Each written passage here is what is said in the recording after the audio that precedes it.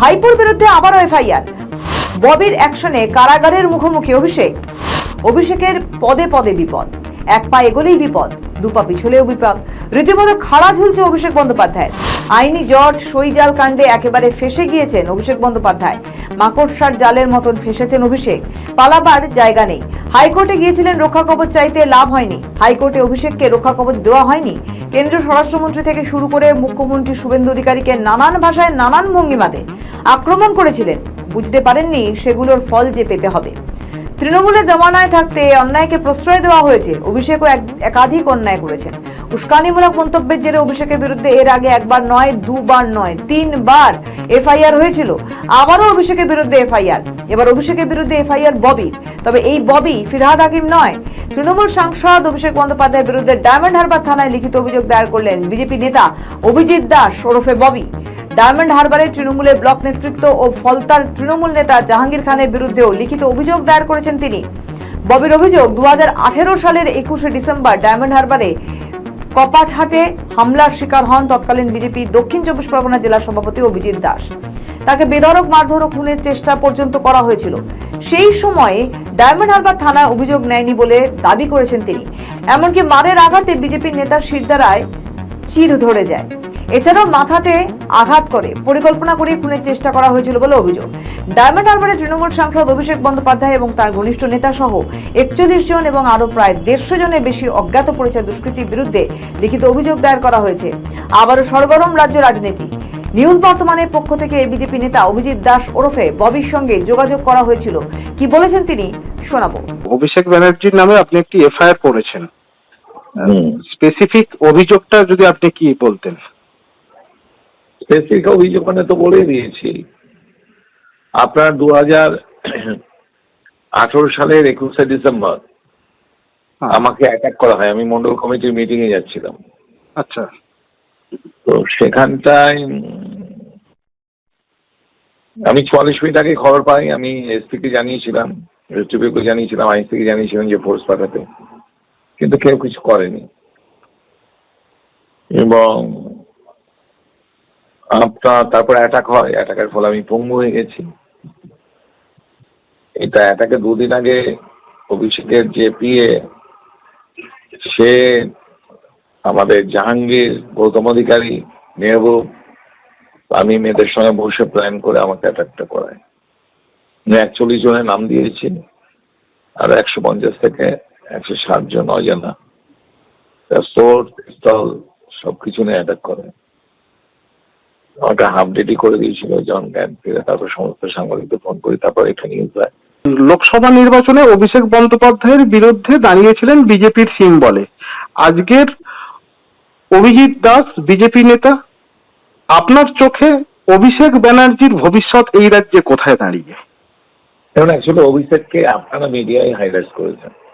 ওটাতে হাইপে তোলার পিছনে কারণ হচ্ছে কিছু বিরোধী দলের লোক দিতে, যারা অভিষেকের কারণে হোক বা করেন হোক ওকে সমীহ করত।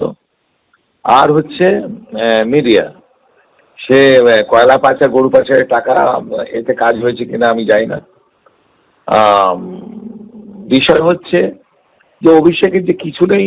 আমি কিন্তু 2014 থেকে অভিষেকের বিরুদ্ধে আমি একদম লড়াই করে গেছেন, একদম লড়ে গেছিলাম। আমি ওর একের পর এক লিস্টার মাউন্টের এগুলো আমি সব এক্সপোজ করেছিলাম। আপনি ফাঁস করেছিলেন, রাইট। এবং অভিষেক যে একটা মেয়ার উচ্চ মাধ্যমিক ছাড়া কিছু নয়।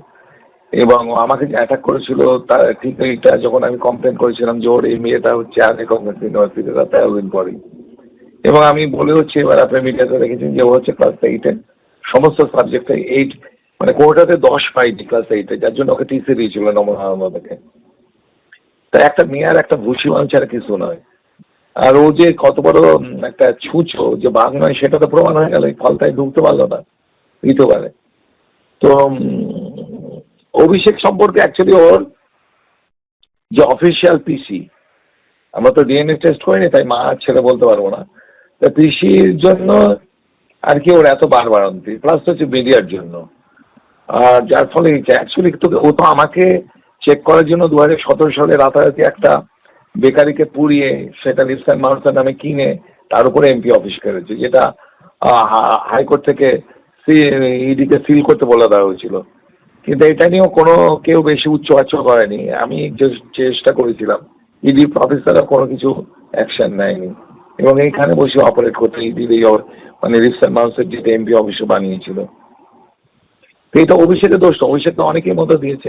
2024 সালে দেখেননি পুরো ইলেকশন কমিশন অভিষেকের হয়ে কিভাবে কাজ করেছে? আমার ফোন কেউ ধরেনি। একটা পাহাড় থেকে 1 থেকে 2.5 ঘন্টা 1.5 ঘন্টা আটকে রাখা দল ফলতাতে ইলেকশন কমিশন হেলদোল ছিল না। ইলেকশন শেষ হয়ে যাওয়ার পর জ্ঞানেশ কুমার আগে যে রাজীব কুমার ছিল, আমি জানি না গরু পাচার কয়লা পাচার কতটা কোনার পকেটে গেছে, আমি ভিজিলেন্সে কমপ্লেন করেছি ওনার এক মুহূর্তে। উনি সার্টিফাই করছেন আমাদের এসপি ডায়মন্ড হারবারকে। একমাত্র লোকসভায় যে সার্টিফিকেট করা হয়েছিল সেটা হচ্ছে ডায়মন্ড হারবার, যেখানে এসপি কে বলছে ফ্রি অ্যান্ড ফেয়ার ইলেকশনের জন্য তাকে ধন্যবাদ জানাচ্ছেন। তা সরষের মধ্যে যে ইলেকশন কমিশন নিরপেক্ষ নির্বাচন করার কথা, আপনারা দেখেছেন যে সিসিটিভি ঘুরিয়ে দেওয়া, ক্যামেরা ঘুরিয়ে দেওয়া, ইভিএম মেশিনে অভিজিৎ দাস ববির সেলুটেপ দেওয়া, ক্যামেরা লেন্সের উপর কাদা লিপে দেওয়া, লিপস্টিক ভেসলিন লিখে দেওয়া। আমি ইলেকশন কমিশন এসে গোপন চিঠি বার করে আমি হাইকোর্টে অ্যানেক্স করেছি, আপনি জানেন। হাইকোর্টে চেষ্টা করার জন্য তেমন হেল্পও পাইনি, একমাত্র শুভেন্দু দা আমার পিছনে দাঁড়িয়েছিলেন। এবং আজকে প্রমাণিত হয়েছে যে আমার, তখন অনেকে বলেছিল কি বলছে এসব, আজকে প্রমাণিত হচ্ছে যে আমার অভিযোগগুলো সম্পূর্ণ সত্য এবং অভিষেক একটা বাগনো একটা ছুঁচো।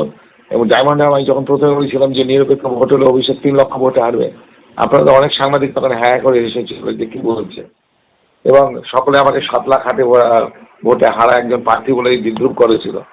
আজকে তো প্রমাণ হয়েছে যে আমার এই লড়াই এটা অন্তত সার্থক, যে অভিষেকের যে কি সেটা মানুষ জানতে পেরেছে, সারা বিশ্ব জানতে পেরেছে। নিশ্চয়ই শুনলেন ববির এই অ্যাকশনের পর কি এবার কারাগারে যাবেন অভিষেক? নজর থাকবে।